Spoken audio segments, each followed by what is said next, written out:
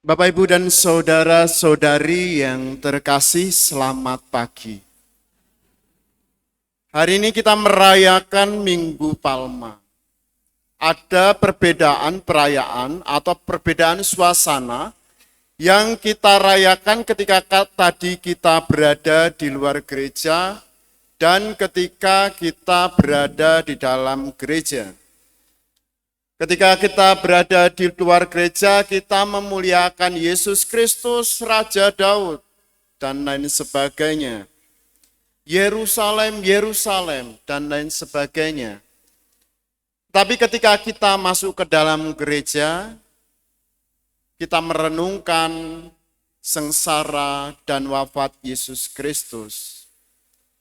Kerajaan Yesus Kristus, Kristus sebagai Raja, digenapi dalam sengsara dan wafatnya di kayu salib.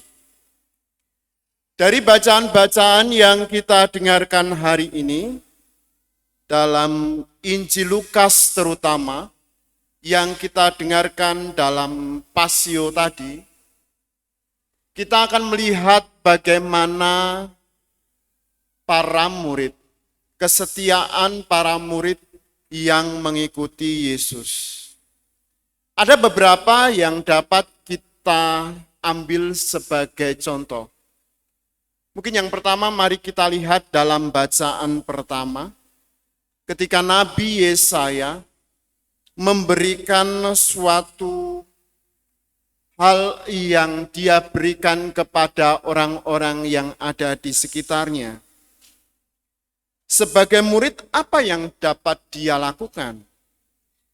Nabi Yesaya mengatakan bahwa sebagai murid, sebagai seorang murid, dengan perkataannya, ia dapat memberikan semangat baru kepada orang-orang yang letih lesu. Itulah kemudian yang menjadi semangat Nabi Yesaya sebagai seorang murid. Dalam bacaan Injil atau kisah sengsara yang kita dengarkan tadi, kita juga bisa melihat beberapa orang, beberapa tokoh yang menunjukkan kesetiaannya sebagai murid. Mungkin kita bisa melihat yang pertama dari Simon dari Kirene, yang dengan rela membantu Yesus memanggul salibnya. Atau perempuan-perempuan yang menangisi dia. Perempuan-perempuan yang mengikuti Yesus Kristus, mengikuti perjalanan sengsara Yesus sampai di kayu salib. Kesetiaan para perempuan itu, wanita-wanita itu, menunjukkan juga kesetiaan dia kepada Yesus yang memanggul salib. Atau kita juga bisa melihat beberapa penjahat yang bertobat, yang dengan melihat Yesus dan percaya bahwa dia adalah Raja dan dia adalah Putra Allah, dia kemudian bertobat. Maka mari Bapak, Ibu, dan saudara-saudari yang terkasih, sebagai